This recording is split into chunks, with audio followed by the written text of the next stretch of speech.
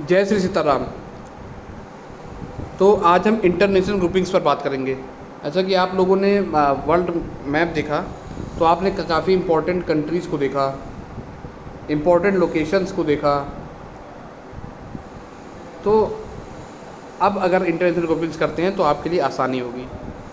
होता क्या है कि ग्रुपिंग्स कब होती है? ग्रुपिंग्स तब होती है जब किसी कोई एक ऑब्जेक्टिव अगर डिफाइन होता है, उस ऑब्जेक्टिव को लेकर के कुछ देश आते हैं, और जैसे कि कोई भी कंट्री है वो आते हैं और साथ में मिल करके एक ग्रुपिंग्स करते हैं, और जिससे उस एम को फुलफ़िल करने में आसानी हो, इसलिए इंटरनेशनल ग्रुपिंग्स होती है।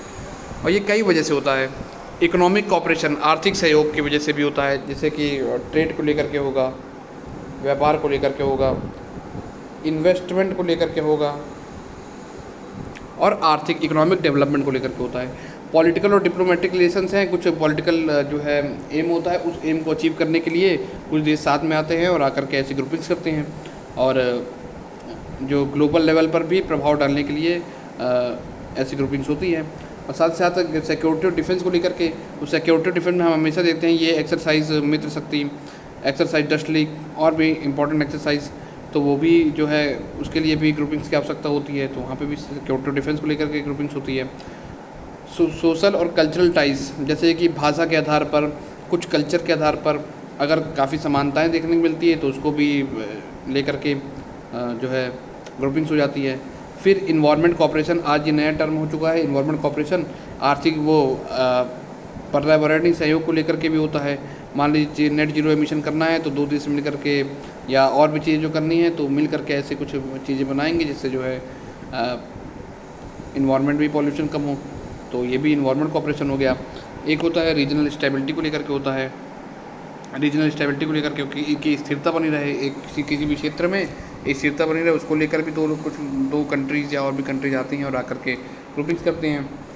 फिर साइंस एंड टेक को लेकर भी, मान लीजिए कि किसी देश में इतना अच्छा जो है इक्विप्ड सैटेलाइट लॉन्च सेंटर नहीं है, तो वो जिस देश में होगा उसके साथ ग्रुपिंग्स करते हैं कि जिससे भी उनके भी साइंस एंड टेक में वो भी आगे, वो कंट्री भी आगे हो सकें।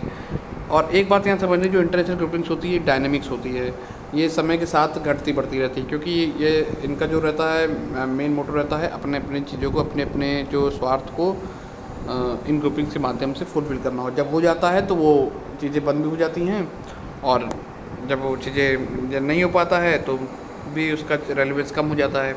और कुछ जो होते हैं जिनका रेलेवेंस बराबर बना रहता है, तो ये भी बात है। तो अब हम थोड़ा दिखाते हैं कि किस तरीके से ग्रुपिंग्स होती हैं और नाम कैसे उनके रखे जाते हैं, क्योंकि आपने पीछे मैप पढ़ा है, अब आपको आसानी होगी उनका नाम समझने में। जैसे आपने जाना था कि ये जो है ये साउथ एशिया का पोर्शन है, और इधर जो है साउथ ईस्ट एशिया है, ये इधर साइड हम यहाँ पे देख रहे हैं, यहाँ पर साउथ ईस्ट एशिया है, ये आपने पढ़ा था। और तो एक ग्रुपिंग्स हम देखते हैं जिसका नाम है सार्क, सार्क जो ग्रुपिंग्स है उनमें जो कंट्रीज़ हैं वो साउथ एशिया, क्योंकि इसका जो फुल फॉर्म है वो है south Asian association for regional cooperation. तो साउथ एशियन एसोसिएशन, तो यहाँ से मालूम पड़ रहा है कि साउथ एशिया, तो कंट्रीज़ कहाँ की होंगी? साउथ एशिया की होंगी। अगर ऑप्शन आ जाता है कि साउथ एशियन जो सार्क है इसमें कौन कौन से देश सम्मिलित नहीं हैं, तो उसमें मान लीजिए दे दिया, एक जर्मनी दे दिया, एक स्विट्ज़रलैंड दे दिया, मतलब जर्मनी दे दिया, और सब जो है एक इंडिया पाकिस्तान ये सब दे दिया, तो आप जाहिर सी बात है कि आप जर्मनी को अलग कर दो, क्योंकि जर्मनी यूरोप में है और यहाँ बात हो रही साउथ एशिया की। इस तरीके से ग्रुपिंग्स के जो कंट्रीज़ होते हैं सार्क वगैरह के, इस तरीके से पढ़े जाते हैं। अब देखिए इनके मेंबर्स कौन कौन से हैं। तो सार्क के जो मेंबर हैं, हमको यहाँ अफ़गानिस्तान ऊपर दिख रहा है, अफ़गानिस्तान है, ये अफ़गानिस्तान है सार्क का मेंबर। इधर पाकिस्तान है, इंडिया है, ये नेपाल है, इधर ये बांग्लादेश है, नीचे श्रीलंका है, ये भूटान है। तो ये जो देश हैं ये सार्क के मेंबर्स हैं। सार्क के बारे में थोड़ा और जान लेते हैं हम। सार्क जो नेशन है, इनके मेंबर्स की अगर हम बात करते हैं तो हमने ऊपर देखा कि जो साउथ एशिया में आते हैं, अफ़गानिस्तान हो गया, अफ़गानिस्तान, पाकिस्तान हो गया, बांग्लादेश हो गया, अपना प्यारा इंडिया हो गया, भूटान हो गया, नेपाल हो गया, श्रीलंका हो गया, मालदीव हो गया। तो ये मेंबर्स हैं। तो 8 मेंबर्स हैं सार्क में। अब सार्क के बारे में हम थोड़ा और जानते हैं। सार्क का full form south Asian association for regional cooperation. तो अभी जब हम बात कर रहे थे इंटरनेशनल ग्रुपिंग्स में, तो उसमें एक टर्म आया था रीजनल कोऑपरेशन। तो जो इस एरिया में साउथ एशिया में आपसी सहयोग को लेकर के ये ग्रुप बना था, हम नाम से जान सकते हैं, आराम से समझ सकते हैं इसका मोटो क्या होगा। इसका मोटो जो है सार्क का, वो है इकोनॉमिक डेवलपमेंट, आर्थिक विकास और साथ ही साथ रीजनल इंटीग्रेशन।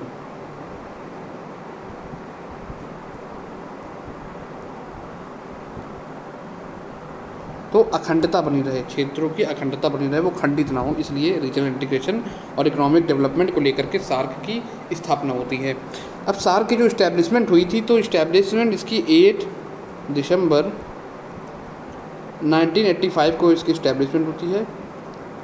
कहाँ पे? ढाका में।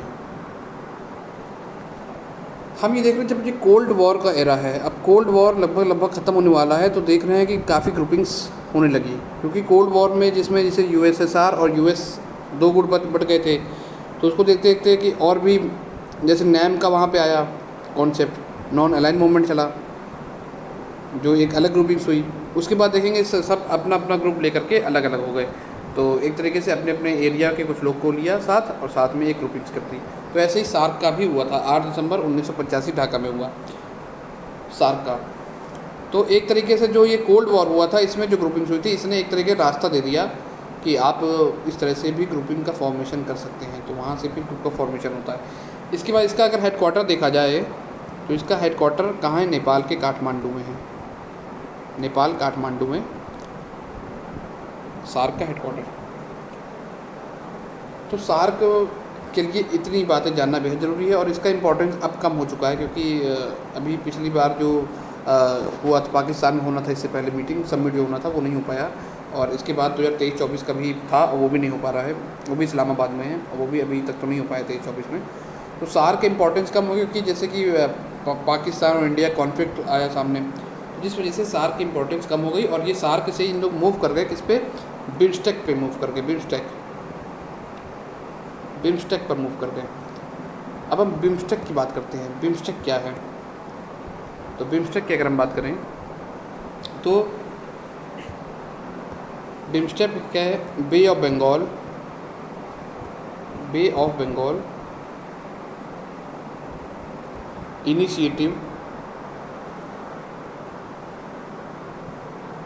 Initiative for multi sectoral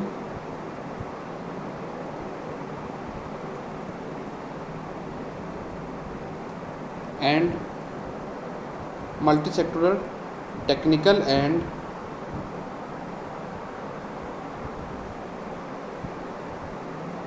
economic cooperation. तो ये बिम्स्टेक का फुल फॉर्म है। बिम्स्टेक के बारे में थोड़ा जान लेते हैं।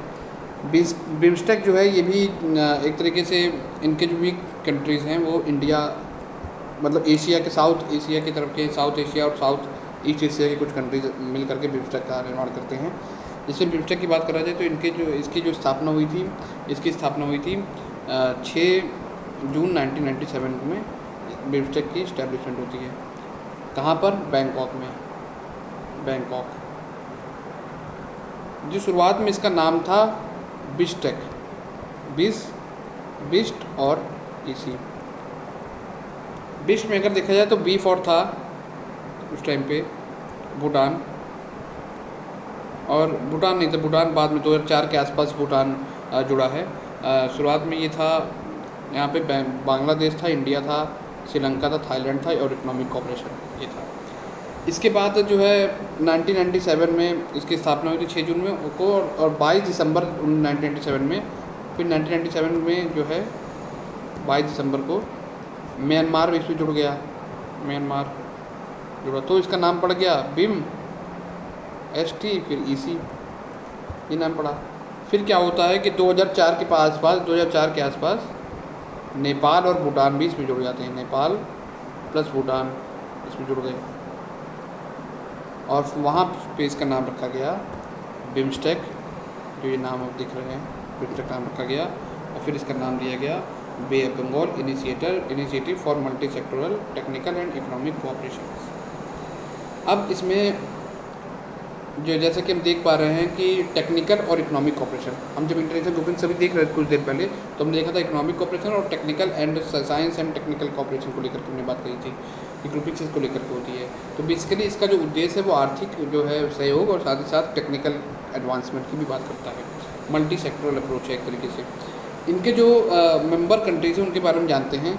तो इनके मेंबर कंट्रीज में जैसे कि बी फॉर आ गया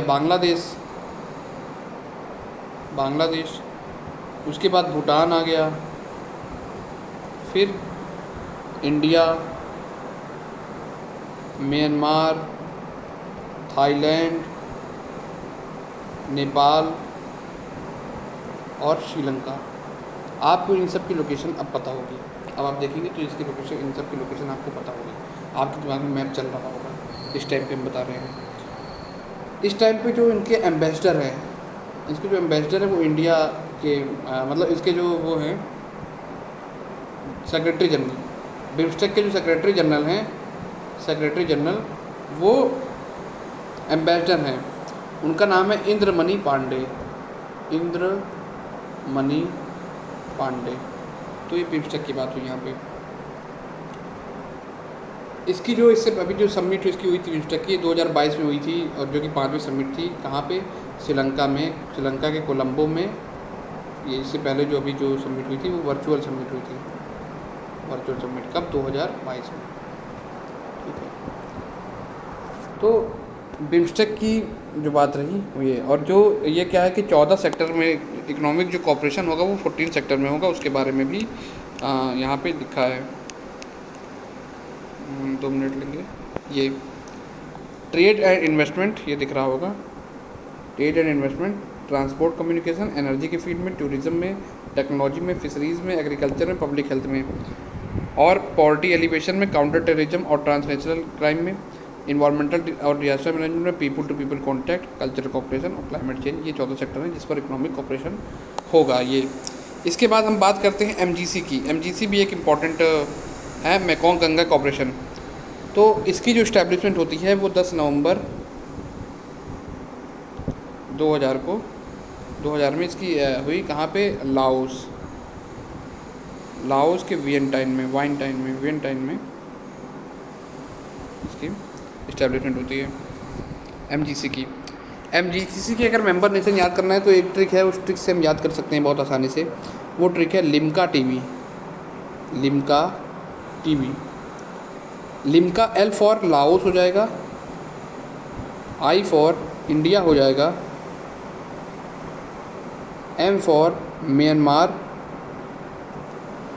CA फॉर कंबोडिया, और T फॉर हो जाएगा थाईलैंड, और V फॉर हो जाएगा वियतनाम। तो ये इनके मेंबर कंट्रीज है। लिम्का टीवी से हम याद रखेंगे, किससे? लिम्का टीवी से। इसकी जो मीटिंग हुई थी जो लास्ट, जिसमें इंडिया ने एज ए चेयरमैनशिप किया था, तो वो थी 2012 की मीटिंग। तो इसके लिए इसे बस इतना जानना है, इससे ज़्यादा नहीं आता है। इसके बाद बहुत इंपॉर्टेंट है ASEAN, association of south east Asian Nations. तो साउथ ईस्ट एशियन में हमने बात करी थी, जो वियतनाम हो गया, कंबोडिया हो गया, लाओस हो गया, मलेशिया हो गया, ये सब आते हैं साउथ ईस्ट एशिया में। तो साउथ ईस्ट एशियन नेशंस इसमें थे। साउथ ईस्ट एशिया, तो साउथ ईस्ट एशिया से आप समझ सकते हैं कौन कौन से देश हैं। तो होता यह है कि जो आसियान में लगभग 10 देश हैं, और 10 देशों में हम देखते हैं ब्रुनई, कंबोडिया,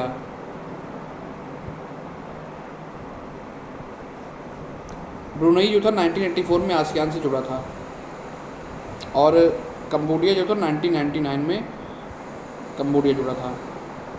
1999 में कम्बोडिया का था। और तो कौन कौन से हमने देश देखे? हमने देखे कि Brunei, Cambodia,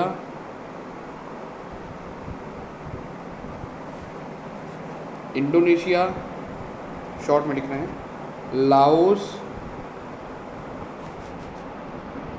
Myanmar, Malaysia, Philippines, Singapore, Thailand और वियतनाम। ये 10 देश आसियान के पार्ट हैं। इसका जो एम है वो आर्थिक विकास, सोशल प्रोग्रेस और कल्चरल डेवलपमेंट को लेकर के ये ग्रुपिंग हुई थी आसियान की। आसियान की इस्टेब्लिशमेंट होती है 8 अगस्त 1967 में। इसकी इस्टेब्लिशमेंट हुई 8 अगस्त को। 1984 के आसपास हम देखते हैं कि ब्रुनई इसमें जुड़ जाता है, ब्रुनई। 95 में वियतनाम जुड़ता है as a 7th nation, Vietnam.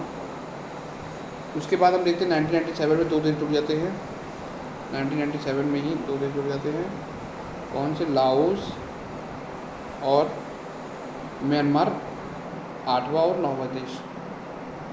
और 1999 में कम्बोडिया जुड़ जाता है। इसका हेड क्वार्टर जो है वो इंडोनेशिया के जकार्ता में है। और 2 ऑब्जर्वर स्टेट हैं।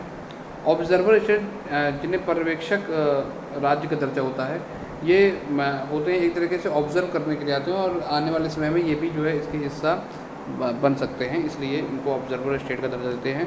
वो हैं ईस्ट तिमोर और पापुआ न्यू गिनी जो आइलैंड है वो है। तो ये हमने कुछ इम्पोर्टेंट इंटरनेशनल ग्रुपिंग्स देखी।